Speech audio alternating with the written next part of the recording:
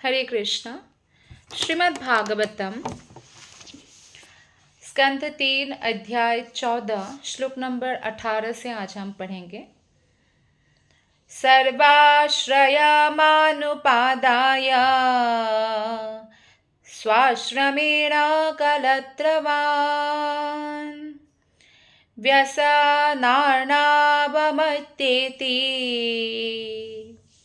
जलयानेर्यथार्णवम् सर्वाश्रमानुपादाय स्वाश्रमेण कलत्रवान् व्यसनार्णवमत्येति जलयानेर्यथार्णवम्। अनुवाद और तात्पर्य शिला प्रभुपाद के द्वारा। शिला प्रभुपाद की जय। अनुवाद। जिस तरह जहाजों के द्वारा समुद्र को पार किया जा सकता है, उसी तरह मनुष्य पत्नी के साथ रहते हुए भवसागर की भयावह स्थिति से पार हो सकता है। तो ये जो अध्याय है संध्या समय दिति का गर्भाधारण के ऊपर है, और जो दिति है वो प्रार्थना करती है पुत्र प्राप्ति के लिए, संबंध बनाने के लिए अपने पति से। तो उनके पति उत्तर में बताते हैं, क्योंकि दिति जो है पतिव्रता स्त्री है, पति की आज्ञा का पालन करती है, और दिति की इच्छा है कि वो भी बाकी अपने बहनों की तरह पुत्र संतान प्राप्त करे। तो इसी संदर्भ में जो है ये बात चल रही है। लास्ट श्लोक में 17वां श्लोक में बोलते हैं कि हे भीरु, तुम्हें जो भी इच्छा प्रिय हो उसे मैं तुरंत तृप्त करूँगा, क्योंकि तुम्हारे अतिरिक्त मुक्ति की 3 सिद्धियों का स्रोत और कौन है। तो पत्नी और पति दोनों एक्चुअली 2 नहीं है, 1 है, क्योंकि दोनों ही मिलकर भक्ति में प्रगति कर सकते हैं। और पति को जैसे पत्नी का प्रोटेक्शन करना चाहिए, ऐसे पत्नी भी पति का प्रोटेक्ट करती है, ताकि उनका मन स्थिर रहे, भक्ति में लगे रहे, हर प्रकार से भक्ति विषयक कार्य में उनका सहगमिनी बनती है। और इस श्लोक में जो बताया गया है कि जिस तरह जहाज़ों के द्वारा समुद्र को पार किया जा सकता है, जैसे सागर हम ऐसे तैर के तो पार नहीं कर सकते, हमें जहाज चाहिए तभी पार कर सकते हैं, उसी तरह मनुष्य पत्नी के साथ रहते हुए भवसागर की भयावह स्थिति को पार हो सकता है। तो ये सहयोगिनी है पत्नी एक प्रकार से। तो भौतिक संसार से मोक्ष के प्रयास में सहयोग करने हेतु 4 सामाजिक व्यवस्थाएं हैं। आश्रम है, ब्रह्मचारी, गृहस्थ, वानप्रस्थ, संन्यास। ब्रह्मचारी और वानप्रस्थ और संन्यास, इन आश्रमों में स्त्री का संग वर्जित है। केवल गृहस्थ आश्रम में स्त्री संग कर सकते हैं, वो भी नियम के अनुसार। तो उसमें पत्नी उनके सहयोगिनी बनते हैं, हेल्प करती है। तो ये जो 4 आश्रम हैं सफल प्रगति के लिए, ये तीनों आश्रम जो है ब्रह्मचारी, वानप्रस्थ, संन्यास, ये गृहस्थ पर निर्भर करते हैं, और गृहस्थ अपने पत्नी के साथ निवास करते हैं। गृहस्थ पर निर्भर करते हैं क्योंकि गृहस्थ ही अर्निंग करते हैं मटेरियल वर्ल्ड में, और साधुओं की सेवा करते हैं। साधु यानी जो अन्य कोई कार्य नहीं करते। ब्रह्मचारी भक्ति प्रचार या भक्ति में लगे रहने के अलावा, या वानप्रस्थ या संन्यास अन्य कोई कार्य नहीं करते, तो उनको आर्थिक रूप से डोनेशन के रूप में उनको मदद करना चाहिए गृहस्थ को। इससे गृहस्थ का उन्नति होती है, भक्तिमूलक आध्यात्मिक उन्नति होती है। तो इसलिए अति आवश्यक है। यह वैदिक वर्णाश्रम प्रणाली सामान्यतः जाति प्रथा कहलाती है, लेकिन ये जो वर्ण है ये भगवान ने कर्म और गुण के अनुसार डिवाइड किया था। लोगों ने जन्म के अनुसार कर दिया, पर जन्म के अनुसार यह नहीं है। चातुर्विण्यम मया सृष्टम गुण कर्म विभागश, गुण और कर्म के अनुसार व्यक्ति का वर्ण डिसाइड होता है कि वो ब्राह्मण है, क्षत्रिय है, वैश्य है या शूद्र है। ऐसे अनेक उदाहरण हमें शास्त्र से मिलता है।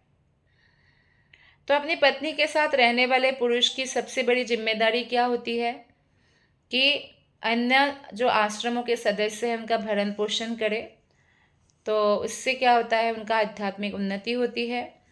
और गृहस्थों को छोड़कर अन्य सबों से आशा की जाती है कि वे जीवन की आध्यात्मिक प्रगति में लगे रहे पूरी तरह से और कोई अन्य कार्य में ना लगे। इसलिए वे गृहस्थों से भिक्षा एकत्रित करते हैं। गृहस्थों से भिक्षा मांगने की वो है नियम है, मधुकरी करने की जिसको कहते हैं। और न्यूनतम आवश्यकताओं पर वो लोग निर्भर रहते हैं। ऐसा नहीं कि गृहस्थों से बहुत धन लिया और अपना लग्जरियस लाइफ जी रहे हैं, भक्ति भी नहीं कर रहे हैं, ऐसा नहीं होना चाहिए। साधारण जीवन यापन करें, जैसे बेसिक नीड्स पूरी हो, इसी के लिए भिक्षावृत्ति करना चाहिए। तो कभी कभी गृहस्थों को लगता है जो भक्ति में नहीं है कि हम तो साधुओं को देते हैं तब जाके साधु खाते हैं। ऐसा नहीं है। साधुओं के लिए ऐसा नियम क्यों बनाया शास्त्र में? क्योंकि अगर जो भगवान की भक्ति में लगा रहेगा और वो अगर, क्योंकि गृहस्थ को, कई सारे गृहस्थ हैं जो जाके तो देने वाले हैं नहीं कुछ किसी साधु को, तो उनको इसलिए बोलते हैं कि मांगने जाओ ताकि गृहस्थ आपको कुछ ना कुछ दे। इससे गृहस्थ आश्रम का भी कल्याण होता है, उनका धन शुद्ध होता है। तो इसलिए जब भी कोई भक्तों को मदद करते हैं किसी भी प्रकार से, वो भक्ति में उन्नति करता है। अंततोगत्वा समाज का हर सदस्य स्वतः आध्यात्मिक रूप से उन्नत बनता है और अविद्या के सागर को सहज ही पार कर जाता है। ये श्रील प्रभुपाद जी कहते हैं। श्लोक नंबर 19। यामाहुरात्मनो ह्यर्धम् श्रेयस्कामस्य मानिनी यस्यां स्वाधूरमध्यस्य पुमां क्षरति विज्वरः। हे आदरणीय, पत्नी इतनी सहायताप्रद होती है कि वह मनुष्य के शरीर की अर्धांगिनी कहलाती है, क्योंकि वह समस्त शुभ कार्यों में हाथ बटाती है। पुरुष अपनी पत्नी पर जिम्मेदारियों का सारा भार डालकर निश्चिंत होकर विचरण कर सकता है। जब सीता देवी को वनवास दिया था तो राम जी ने जब यज्ञ किया तो सीता की सोने की मूर्ति के साथ किया, अर्थात उनकी पत्नी होना कितना आवश्यक है। यज्ञ आदि समस्त शुभ कार्य में पत्नी सहायक बनती है। और यहाँ पे बताते हैं कि पत्नी इतनी सहायताप्रद होती है कि अर्धांगिनी शब्द का उपयोग किया गया है, क्योंकि वो बाकी जो जितना भी शुभ कार्य, मतलब आध्यात्मिक कार्य ही शुभ होते हैं। भौतिक कार्य को शुभ कार्य नहीं कहा गया है शास्त्र में। तो आध्यात्मिक कार्य जो होते हैं उसमें वो मदद करती है और सारी जिम्मेदारियां पत्नी के ऊपर होता है। जैसे आज भी देखिए, आज मॉडर्न समाज तो हो गया, लेकिन फिर भी बच्चों का केयरिंग और बच्चों को हर प्रकार से अच्छी शिक्षा प्रदान करने के लिए स्त्रियों पर बहुत ज़्यादा जिम्मेदारी रहती है। अगर वो कमाने भी जाती है तो भी वो घर आके पूरा घर संभालना होता है। तो इस तरह से स्त्रियों पर पूरी जिम्मेदारी डालकर जो है पति निश्चिंत हो सकते हैं। ऐसे ही पति भी पत्नी के लिए बहुत सहायक होते हैं, या अर्धांगा और अर्धांगिनी कहा जा सकता है। तो वैदिक आदेश अनुसार श्रील प्रभुपाद जी तात्पर्य में बताते हैं कि पत्नी को पुरुष के शरीर की अर्धांगिनी माना जाता है। अर्धांगिनी का मतलब ही होता है कि आधा अंग। इसलिए हमने क्लास के स्टार्टिंग में कहा था कि दोनों दो नहीं है, एक है। और जब हर पति पत्नी ऐसे सोचेंगे कि हम दो नहीं हैं, एक्चुअली हम एक है और हमें एक होकर भगवान की भक्ति करना चाहिए, तो इस तरह से जब एकता रहेंगी, परिवार के बाकी सदस्य भी जब मिलजुल के भक्ति करते हैं तो भगवान बहुत प्रसन्न होते हैं। तो अर्धांगिनी इसलिए कहा गया है क्योंकि आधे कार्यों को संपन्न करने के लिए उत्तरदायी मानी जाती है। पारिवारिक पुरुष 5 प्रकार के यज्ञ जिन्हें पंच यज्ञ कहते हैं संपन्न करने का भार रहता है, ताकि सभी प्रकार के अनिवार्य पाप कर्मों का फलों से मुक्ति मिले उनको।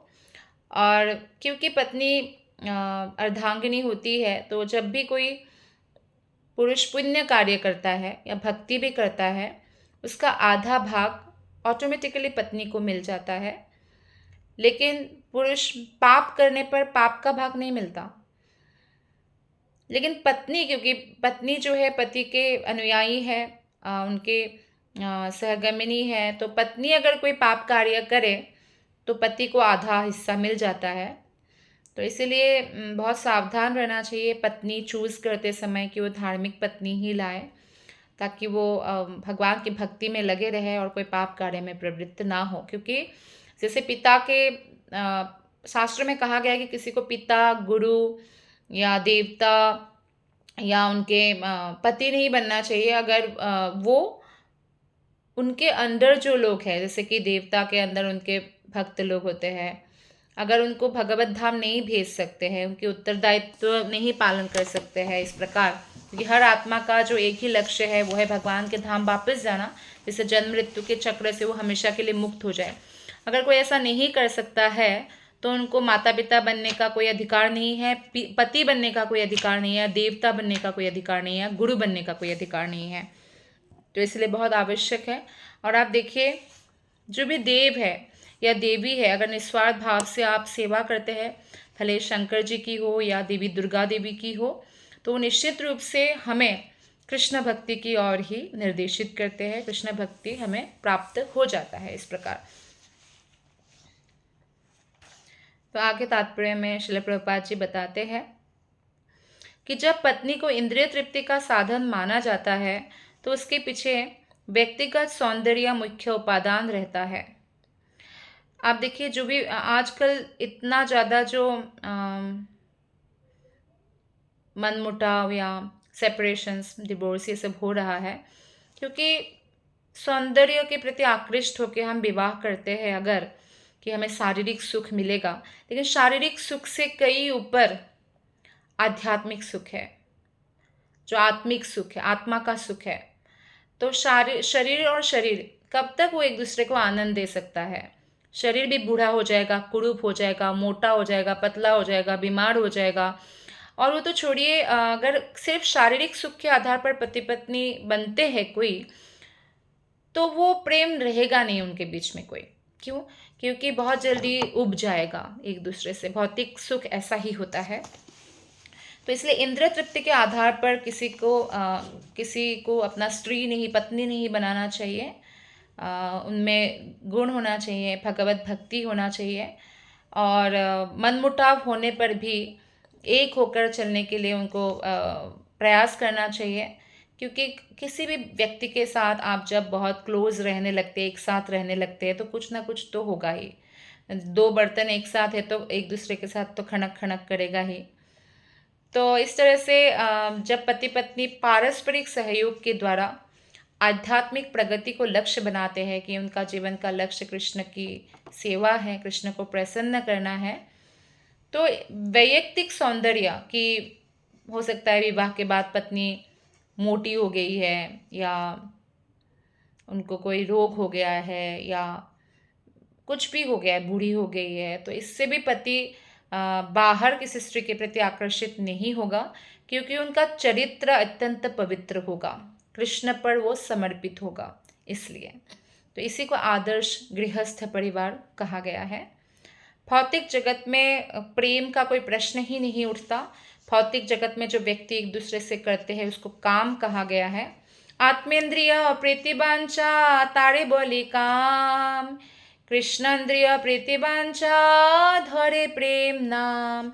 ये चैतन्य चरितामृत में कहा गया है कि अपने इंद्रियों की तृप्ति अगर कोई करना चाहता है तो उसको काम बोला गया है, लस्ट कहा गया है, और कृष्ण की इंद्रिय तृप्ति की जो इच्छा करते हैं उसको ही प्रेम कहा गया है। तो पति पत्नी मिलकर जब कृष्ण की इंद्रिय तृप्ति की इच्छा करते हैं, कृष्ण की संतुष्टि की, कृष्ण की प्रसन्नता की, तो एक्चुअली प्रेम होता है वो। विवाह तो वास्तव में एक कर्तव्य है, ऐसा नहीं कि विवाह करेंगे हम। विवाह भी एक यज्ञ है, एक संस्कार है, एक तपस्या है। और इसमें क्या तपस्या है कि पति पत्नी एक दूसरे की जो भी भावना है उसको कंट्रोल में रखते हुए कभी भी एक दूसरे को हर्ट ना करे, एक दूसरे का रिस्पेक्ट करे, प्रेम करे, और झगड़ा भी हो जाए तो उसको सुलझा ले, और संतान अगर उत्पन्न हो जाए तो उनको पालन पोषण में धन अर्जित करना होगा, और अन्य अन्य बहुत सारा तपस्या है। तपस्या का मतलब होता है शरीर और मन का कुछ ना कुछ कष्ट, तो ये सब है, होता है। गृहस्थ ऐसा नहीं है कि बाकी आश्रम में अगर है तपस्या तो गृहस्थ आश्रम में तपस्या नहीं है, बहुत ज़्यादा है। लेकिन फिर भी चाहे हमारा कर्तव्य शरीर का कर्तव्य हम पालन कर रहे हैं, पर हमारा मन, हमारा आत्मा का कर्तव्य पर होना चाहिए, वो है कृष्ण पर ध्यान, कृष्ण का नाम जप। तो प्रभुपाद जी कहते हैं कि विवाह तो वास्तव में एक कर्तव्य है जिसे आध्यात्मिक प्रगति के लिए प्रामाणिक शास्त्रों के अनुसार जो है निर्धारित किया गया है। इसलिए हमें पशुओं का जीवन नहीं जीना चाहिए। पशु लोग भी तो परिवार बनाते हैं, उनके भी बच्चे होते हैं, सब कुछ होता है, लेकिन संतान भी उत्पन्न होते हैं। कितना हमसे, मनुष्य से ज़्यादा संतान तो पशुओं के होते हैं। मच्छरों के तो कितने हो जाते हैं, 500 भी हो जाएंगे एक साथ। तो इससे कोई महान नहीं बनता है। आध्यात्मिक प्रगति से व्यक्ति महान बनता है। तो आइए अब श्लोक नंबर 20 और 21 पढ़ने जा रहे हैं हम। यमाश्रितेन्द्रियारातिन् दुर्जयानीतराश्रमै वयं जयेम हेलाभिर्दस्युन्दुर्गापतिर्यथा न वयं प्राभवस्तां त्वाम् अनुकर्तुं गृहेश्वरी अप्यायुषावकात्स्यन्ने नये चान्ये गुणगिध्नवः। इस तरह किले का सेनापति आक्रमणकारी लुटेरों को बहुत आसानी से जीत लेता है, उसी तरह पत्नी का आश्रय लेकर मनुष्य इन इंद्रियों को जीत सकता है जो अन्य आश्रमों में अजेय होती है। तो किले का सेनापति मतलब किला बना हुआ है और कोई लुटेरा आ जाए तो किले के ऊपर से दिख जाएगा और आसानी से उसको तीर मार के या बंदूक गोली मार के उसको गिरा सकते हैं, बचा सकते हैं। ठीक इस तरह से पत्नी पति के मन को शांत रखती है और पति को हेल्प करती है भक्ति में प्रगति करने के लिए, और इसलिए पत्नी इस प्रकार पति को इंद्रियों पर विजय प्राप्त करने में मदद करते हैं। प्रभुपाद कहते हैं कि जिसकी पत्नी भक्ति में सहायक है उसको संन्यास लेने की कोई आवश्यकता नहीं है। ऐसे भी कलयुग में संन्यास वर्जित है। क्यों? क्योंकि संन्यास लेने के बाद संन्यास मेंटेन करना बहुत मुश्किल है। अगर संन्यास लेने के बाद स्त्री के प्रति आकर्षण हो गया, क्योंकि समाज कितना बदल चुका है, वस्त्र परिधान बदल चुका है सबका, तो इससे मन प्रलोभित होना आसान है। तो सन्यासियों को फिर जंगल जाना पड़ेगा। एक बार प्रभुपाद के शिष्य ने कहा बाहर किसी मंदिर में कि मतलब फॉरेन कंट्री में कि यहाँ पे जो माता जी लोग आते हैं तो फॉरेनर्स ड्रेस पहनते हैं कैसे भी, तो आते हैं तो हमारा मन, ब्रह्मचारी ने कहा हमारा मन वो हो जाता है तो इनका आना बंद कर देते हैं। प्रभुपाद ने कहा अगर ऐसी बात है तो तुम लोग जंगल जाओ, क्योंकि समाज के लोगों को हम मंदिर आना बंद नहीं कर सकते हैं। प्रभुपाद क्यों अमेरिका गए, ऑस्ट्रेलिया, हर जगह हर कंट्री में गए, ताकि हर एक व्यक्ति को ये सुविधा प्रदान करे कि आप आध्यात्मिक प्रगति कर सकते हैं, आप आत्मा हैं, आप कृष्ण भक्ति कर सकते हैं।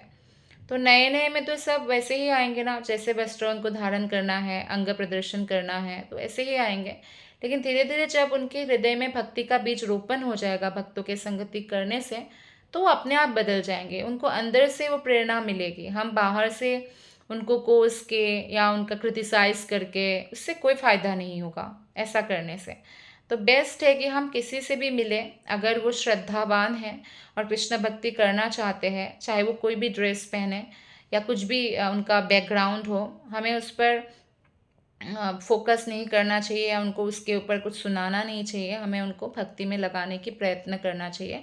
इससे अपने आप उनका हृदय परिवर्तन होगा। हृदय में बैठे कृष्ण उनको अपने आप प्रेरणा देंगे। तो इसलिए अन्य आश्रमों में तो बहुत मुश्किल होता है इंद्रियों को जीतना, लेकिन गृहस्थ आश्रम में पत्नी सहायक बनते हैं, ये बताते हैं यहाँ पे कश्यप मुनि। तो ये जो 4 आश्रम है, प्रभुपाद कहते हैं ब्रह्मचर्य, गृहस्थ, वानप्रस्थ, संन्यास, इसमें सबसे सुरक्षित रहते हैं गृहस्थ। शारीरिक इंद्रिया शरीर रूपे किले की लुटेरी मानी जाती है। शरीर एक अगर किला है तो इसकी इंद्रियां जो है लुटेरे की तरह है। तो पत्नी किले की सेनापति जैसी है। अतएव कभी शरीर पर इंद्रिया अगर आक्रमण कर भी दे तो पत्नी ही शरीर को क्षत विक्षत होने से बचाती है। जैसे अगर कोई पुरुष के अंदर यौन इच्छा जागृत होता है, अगर वो गृहस्थ है तो उनकी इच्छा को पूर्ण करने के लिए उनके पास उनकी पत्नी है, सहगमिनी है, तो इससे उनका मन शांत रहता है। लेकिन अगर कोई वानप्रस्थी सन्यासी या ब्रह्मचारी को ऐसी इच्छा होती है तो उनके पास ऐसी कोई नहीं होती है। तो यही इसी में इसलिए बताया कि गृहस्थ सुरक्षित है। जिस व्यक्ति की उत्तम पत्नी होती है वो कुमारिकाओं को भ्रष्ट करके समाज में उत्पात नहीं मचाता। तो अगर पत्नी है तो उनकी यौन इच्छा भी पत्नी पूर्ण कर रही है, तो वो कभी भी बाहर, कोई चरित्रवान पुरुष ऐसे बाहर नहीं जाएगा। काम भावना इतना प्रबल है कि व्यक्ति निर्लज्ज हो जाता है, और वो किसी भी आश्रम में हो सकता है कि उनका भक्ति अगर इतना प्रबल ना हो तो इसका पतन हो जाएगा। और जो कुमारी यानी अविवाहित लड़कियां हैं उनको वो अप्रोच कर सकते हैं। इसलिए सन्यासी, ब्रह्मचारी या वानप्रस्थी को भी मना किया जाता है कि आप स्त्रियों से बातचीत ना करें अकेले में, या फ़ोन में घंटों बात करना, इन सब से वो आकृष्ट हो जाएंगे, उनके लिए ठीक नहीं है। तो इस तरह से मना किया जाता है। स्थायी पत्नी के बिना मनुष्य परले सिरे का व्यभिचारी बन जाता है और समाज के लिए अभिशाप बनता है। आजकल बहुत लोग विवाह नहीं करना चाहते, लेकिन बहुत स्त्रियों के साथ सोना चाहते हैं। जैसे कि एक बंदर है, इसको मरकट वैराग्य कहते हैं। कई बार लोग ऐसे वैरागी भी बन जाते हैं, सेफ्रॉन कलर का भगवा ड्रेस पहनते हैं, पर बहुत सारे स्त्रियों के साथ संग करते हैं, संभोग करते हैं। तो बंदर भी ऐसा लगता है जंगल में रहता है, साधु जैसा फल खाता है, लेकिन उसको इंद्रिय तृप्ति, फिजिकल रिलेशन के लिए दर्जनों बंदरियां चाहिए। तो ऐसा ही समाज अगर हो जाएगा तो इससे व्यक्ति का नरक तो जाना होगा, वो बात अलग है, लेकिन व्यक्ति का जीवन भी बहुत उसमें पतित हो जाएगा, वो सुखी नहीं रह पाएगा, क्योंकि अपवित्रता है। तो इसलिए प्रशिक्षित होना बहुत ज़रूरी है। एक अच्छा ब्रह्मचारी अच्छा गृहस्थ बन सकता है जिन्होंने 25 साल तक कभी स्त्रियों को छुआ नहीं है और स्त्रियों के संग नहीं किया है। ऐसा व्यक्ति जिन्होंने मन को कंट्रोल करने का प्रयास किया है। जब वो गृहस्थ आश्रम में प्रवेश करते हैं तो एक ही पत्नी के साथ जो है वो अपने कर्तव्य का पालन कर सकते हैं, लॉयल फेथफुल रह सकते हैं। अन्यथा अगर अच्छा ब्रह्मचारी नहीं होगा तो अच्छा गृहस्थ बनना भी बहुत मुश्किल है। और अच्छा गृहस्थ होगा तो अच्छा वानप्रस्थ भी होगा। वानप्रस्थी होता है जैसे 50 साल तक उन्होंने कमाया, अपने बच्चों को बड़ा किया, फिर उन्होंने पूरी तरह से जो है फुल टाइम बन गए और कोई संबंध नहीं है, अपनी पत्नी साथ है पर कोई फिजिकल रिलेशन नहीं बनाना, ये वानप्रस्थ का जीवन है। और फिर संन्यास ग्रहण करते हैं, लेकिन प्रभुपाद के अनुसार आवश्यक नहीं है अगर पति पत्नी दोनों भक्ति कर रहे हैं। हमारा मेन मोटो है शुद्ध भक्ति की ओर अग्रसर होना। तो जब तक दक्ष गुरु द्वारा ब्रह्मचारी का कठोर और नियमित प्रशिक्षण नहीं होगा, दक्ष गुरु चाहिए, प्रामाणिक गुरु चाहिए, और ब्रह्मचारी को हमेशा ऐसा तपस्वी का जीवन जीना चाहिए, कठोर और उनका जो है नियम होना चाहिए जिसको पालन करना चाहिए। जब तक ऐसा प्रशिक्षण नहीं होगा और छात्र जो शिष्य है वो अगर गुरु की आज्ञाकारी नहीं होगा, तब वो यौन का शिकार बनेगा, काम भावना उस पर हावी हो जाएगा, अन्यथा गुरु और कृष्ण उनकी रक्षा करेंगे। तो पतन के अनेक उदाहरण है। प्रभुपाद कहते हैं कि विश्वामित्र मुनि ने 60,000 ईयर्स तक मन को केंद्रित करने का प्रयत्न किया, फिर भी उनका पतन हुआ। जब अप्सरा आई और उनके पायल के खनकार सुने और उन्होंने दृष्टि से देखा इतना सुंदर स्त्री, तो उनकी भी यौन इच्छा जागृत हुई। तो प्रभुपाद स्पष्ट यहाँ पे बोलते हैं, और कृष्ण भी भगवत गीता में स्पष्ट बोलते हैं कि यौन जीवन ही भवबंधन का कारण है। इसलिए इन 3 आश्रमों में इसका निषेध है। एकमात्र गृहस्थ आश्रम में ही यौन जीवन की अनुमति दी जाती है, क्योंकि गृहस्थ को उत्तम कोटि के संतान उत्पन्न करने के लिए भी, जिसमें से ब्रह्मचारी निकले, सन्यासी या वानप्रस्थ या शुद्ध भक्त निकले, उसके लिए वो उत्तरदायी है। श्लोक नंबर 21 में कहा गया है, दिति को संबोधित करते हुए कश्यप मुनि कहते हैं, हे घर की रानी, हम ना तो तुम्हारी तरह कार्य करने में सक्षम हैं, ना ही तुमने जो कुछ किया है उससे उऋण हो सकते हैं। ऋषि लोग, मुनि लोग जब साधना में लीन रहते हैं तो उनकी पत्नियां कितनी हेल्प करती है, तो बहुत ज़्यादा मदद करती है। जैसे देवाहुति ने कितना मदद, वो राजा की पुत्री थी, पर देवाहुति ने कर्दम मुनि का ऐसे सेवा किया कि वो अपना श्रृंगार भूल गई थी। बालों में मिट्टी जमा होकर जटा हो गया था, स्किन भी एकदम जो है डल हो गया था, पतली हो गई थी बहुत। तो ऐसे सेवा करती है, तो इसलिए उऋण नहीं हो सकते पत्नी की सेवा से, चाहे हम जीवन भर या मृत्यु के बाद भी कार्य करते रहें। तुमसे उऋण हो पाना उन लोगों के लिए भी असंभव है जो निजी गुणों के प्रशंसक होते हैं। तो इसलिए बहुत ऋणी है, ऐसा बोल रहे हैं। पति द्वारा पत्नी का इतना अधिक गुणगान संकेत करता है कि वो स्त्री वैश्य है या मजाक कर रहा है। तो पत्नी को गुणगान अच्छा लगता है, लेकिन कई बार मजाक में लोग करते हैं और कई बार वो स्त्री के वश में करते हैं। कश्यप का आशय था कि पत्नियों के साथ रहने वाले गृहस्थ इंद्रिय भोग का स्वर्गिक आनंद भोगते हैं, साथ ही नरक में पतन का भी कोई भय नहीं रहता है।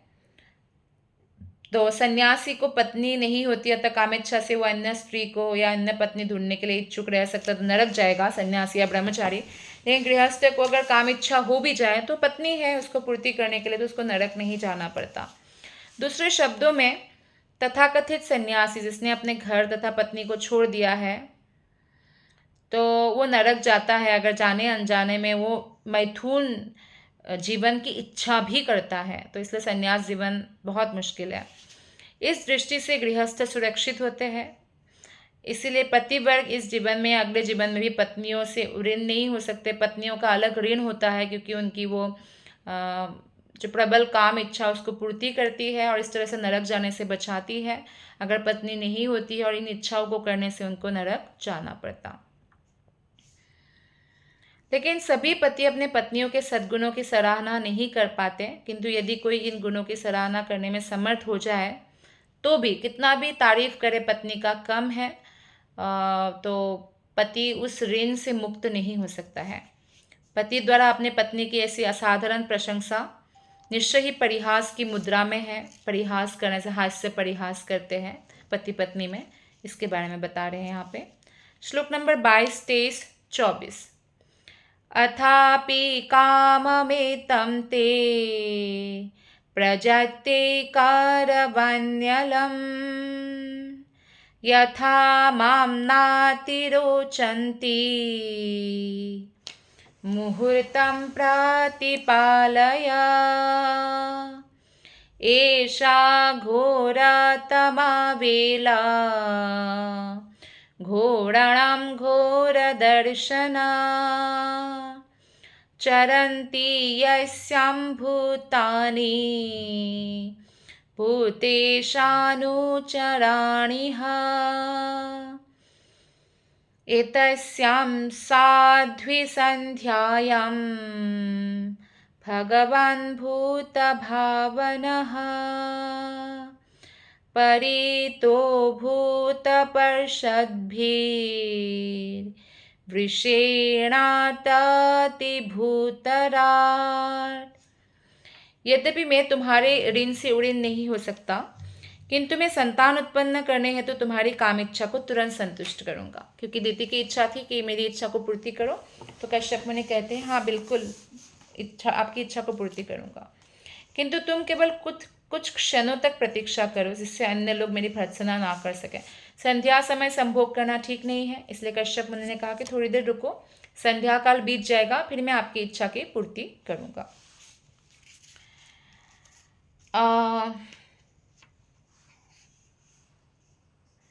सामान्य परिस्थितियों में जो है पति के लिए ये कोई मुश्किल काम नहीं है। पत्नी ने इच्छा की पुत्र प्राप्त करने के लिए, तो वो प्रयास कर सकते हैं, लेकिन क्योंकि कश्यप मुनि भी कोई साधारण व्यक्ति नहीं है, उनको मालूम है कि संध्या काल ठीक नहीं है, और ऐसा करने से बाकी लोग भी उनकी निंदा करेंगे कि इतना विद्वान होने के बाद भी उन्होंने संध्या काल में संभोग किया पत्नी के साथ, इसलिए उन्होंने कहा कि थोड़ी देर रुक जाओ।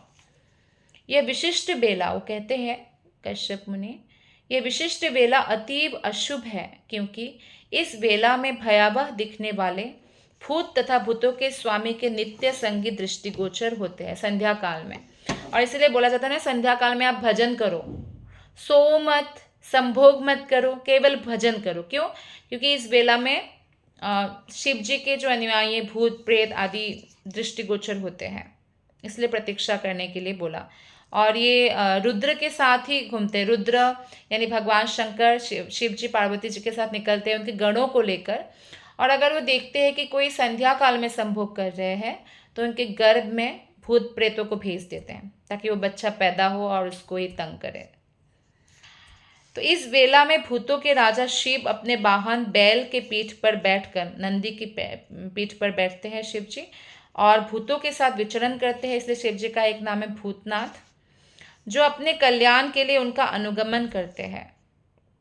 शिव या रुद्र भूतों का राजा है। भूतगण शिव की इसलिए पूजा करते हैं ताकि धीरे धीरे वो आत्म साक्षात्कार के मार्ग पर अग्रसर हो सके। मायावादी दार्शनिक भी बहुत सारे शिव जी के पूजक होते हैं, लेकिन वो लोग एक प्रकार से नास्तिकता का उपदेश देते हैं। भूतों के भौतिक शरीर नहीं होते। भूत का मतलब होते हैं सटल बॉडी, यानी सूक्ष्म शरीर, मन बुद्धि अहंकार से बना हुआ शरीर, और इसमें भी इच्छाएं, जब मन है तो इच्छाएं जागृत होंगी। फॉर एग्जाम्पल, भूत को इच्छा हुई कोई भी खाने की, पीने की, या प्यास के अनुभव हुआ, या काम इच्छा जागृत हुआ, पर उनके पास शरीर नहीं होता उस इच्छा को पूर्ति करने के लिए। और उन लोगों को ये शरीर मिलता है जो घोर पाप कर्म करते हैं, जैसे कि उनमें से एक है आत्महत्या। ये प्रभुपाद कहते हैं मानव समाज में भूतवत पात्रों का अंतिम गंतव्य यह है कि वो आत्महत्या की शरण ले, चाहे वह भौतिक आत्महत्या हो या आध्यात्मिक। भौतिक आत्महत्या तो ये हो गया कि शरीर को मार दिया, भौतिक हो गया। आध्यात्मिक मतलब वो विलीन होना चाहते हैं भगवान के निराकार ज्योति में, उसको भी आध्यात्मिक आत्महत्या कहा गया है। भौतिक आत्महत्या से भौतिक शरीर का नाश होता है, और आध्यात्मिक आत्महत्या से व्यष्टि रूप का हानि होता है, क्योंकि इसमें वो भगवान के साथ प्रेम का आदान प्रदान नहीं कर सकता। निराकार में अगर तैरता रहेगा आत्मा, तो क्या उसमें सेवा होंगी? वो इच्छा भी नहीं कर सकता, जबकि आत्मा इच्छा के बिना नहीं रह सकता। और इसलिए जब इच्छा करता है तो भले ही जन्म मृत्यु से परे वो निराकार ब्रह्मज्योति में चला भी जाए तो भी नीचे गिर जाता है और फिर से भौतिक शरीर धारण करता है, इसलिए उसको आध्यात्मिक आत्महत्या कहा गया है। श्लोक नंबर 25 और 26। श्मशान चक्रा नीलधूलिधूम्रा विकीर्ण विद्योत जटाकलापः भस्मावगुण्ठामलरुक्मदेहो देवस्त्रिभिः पश्यति देवरस्ते नायस्य लोके स्वजनः परो वा नात्यादृतो नोत कच्चिद्विगर्ह्यः वयं व्रतिर्यच्चरणापविद्धाम् आशास्महे जाम्बत भुक्त भोगम। आगे मुनि कहते हैं, शिव का शरीर ललाभ है, वो निष्कलुष है, किंतु वे उस पर राख पोते रहते हैं। शिव जी बहुत सुंदर है, पर उसमें राख लगाते हैं। उनकी जटा शमशान भूमि की बवंदर की धूल से धूसरित रहती है। वे तुम्हारे पति के छोटे भाई हैं और वे अपने 3 नेत्रों से देखते हैं। शिव सामान्य जीव तो नहीं है, लेकिन वो भगवान विष्णु की कोटि में भी नहीं आते हैं। शिव जी विष्णु नहीं है, वो शिव तत्व है। लेकिन वो ब्रह्मा भी नहीं है, कोई जीव नहीं है, ब्रह्मा से कहीं ऊपर है, शिव तत्व है।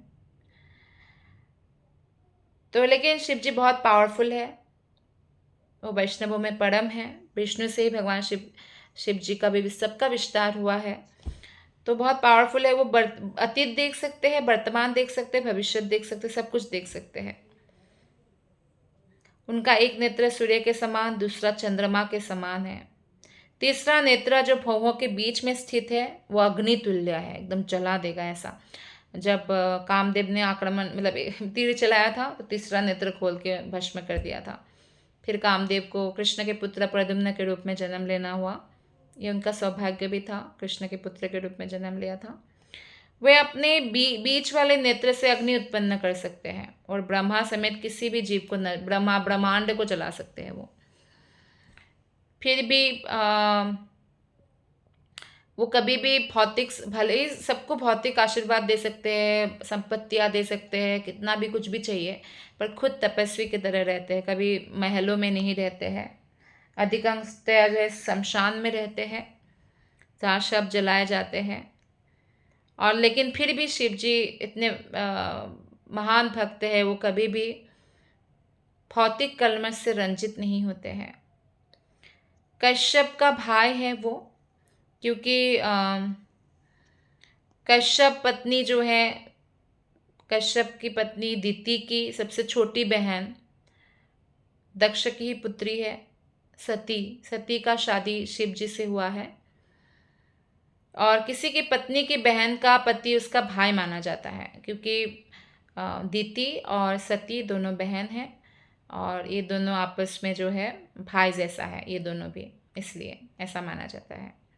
तो कश्यप ने अपनी पत्नी को आगाह किया कि शिव जी तुम्हारे बहन के पति है, बहनोई है, तो अगर तुमको देख लिया कि संध्या काल में तुमने संभोग किया है जो उपयुक्त वेला नहीं है, तो क्रोधित हो जाएंगे।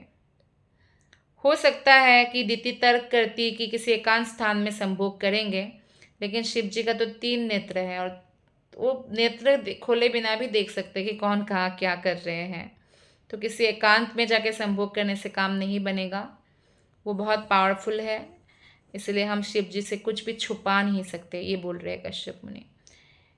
जैसे अपराधी को पुलिस देख लेती है, लेकिन कभी कभी उसे तुरंत दंड नहीं मिलता है, तो चोर को या अपराधी को दंड के लिए प्रतीक्षा करनी होती है। तो संभोग के लिए निषिद्ध बेला शिव ने अगर देख लिया तो दिति को भी उसका फल भुगतना पड़ेगा, भले तुरंत ना भुगतना पड़े पर भविष्य में भुगतना पड़ेगा, तो इसलिए दंड प्राप्त करेगी वो। तो कश्यप मुनि भी विद्वान है, इसलिए उन्होंने ये सब पहले ही देख लिया और अपने पत्नी को सावधान भी किया कि हे प्रिय, थोड़ी देर रुक जाओ। शिव किसी को भी अपना संबंधी नहीं मानते, फिर भी ऐसा कोई भी नहीं है जो उनसे संबंधित नहीं हो। वे किसी को ना तो अति अनुकूल ना ही निंदनीय मानते हैं। हम उनके उच्छिष्ट भोजन की सादर पूजा करते हैं और जो उन्होंने त्याग दिया है उसका हम शीश झुकाकर स्वीकार करते हैं। तो कश्यप ने अपनी पत्नी को बताया कि चूंकि शिव जी उनके सांडू लगते हैं, क्योंकि दोनों बहन के दोनों पति सांडू लगते हैं, इसलिए उसे उनके प्रति अपराध करने के लिए प्रोत्साहित नहीं होना चाहिए, क्योंकि शिव जी संध्या काल में निकलते हैं और इस समय संभोगरत नहीं होना चाहिए।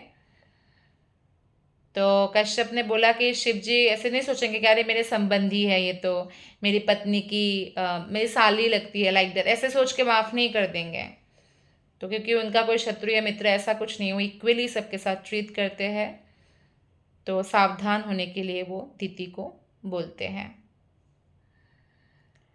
ब्रह्मांडों के मामले में 3 नियंत्रकों में से एक है शिव जी, ब्रह्मा विष्णु महेश। तो उनमें से एक शिव जी है और उनकी महानता अतुलनीय है, क्योंकि वो परम पुरुषोत्तम भगवान श्री कृष्ण के परम भक्त है। ये कहा जाता है कि भगवान के जो समस्त भक्त हैं उनमें शिव जी सबसे महान हैं, इसलिए उनके द्वारा छोड़ा गया भोज्य पदार्थ अन्य भक्तों को महाप्रसाद के रूप में ग्रहण करना चाहिए। आप देखिए कि जो शिव जी है वो इतने महान भक्त हैं कि उनको गोपियों के रास लीला में भी जब वो प्रवेश किया तो कृष्ण अप्रसन्न नहीं है, कृष्ण बहुत खुश हुए।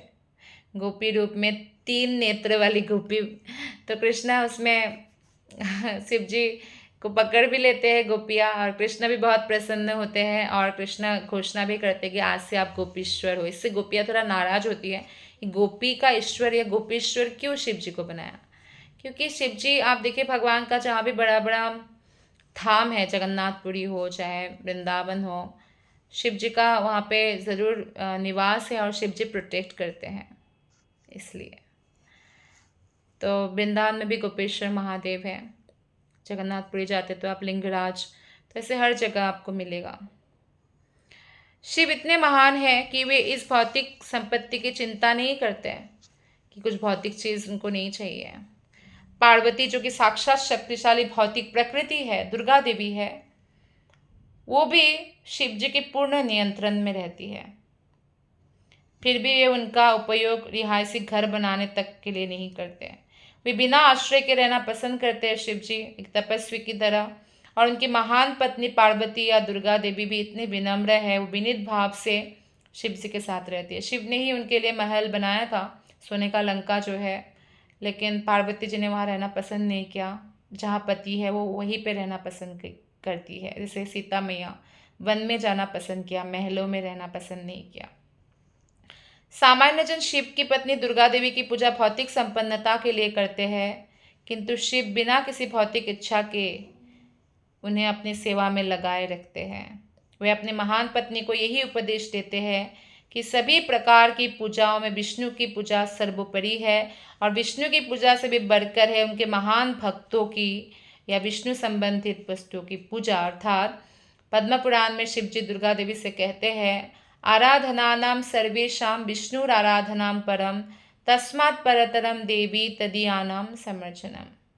तो इस प्रकार शिव जी हमें जो शिक्षा प्रदान करते हैं, हमें उसे पालन करना चाहिए, और इस प्रकार हमें भगवान और उनके भक्तों की सेवा में अपने जीवन को लगा देना चाहिए।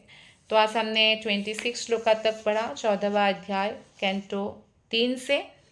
आगे हम नेक्स्ट क्लास में कंटिन्यू करेंगे। आज हम कथा को यही विराम देते हैं। आप सबका बहुत बहुत धन्यवाद। हरे कृष्णा।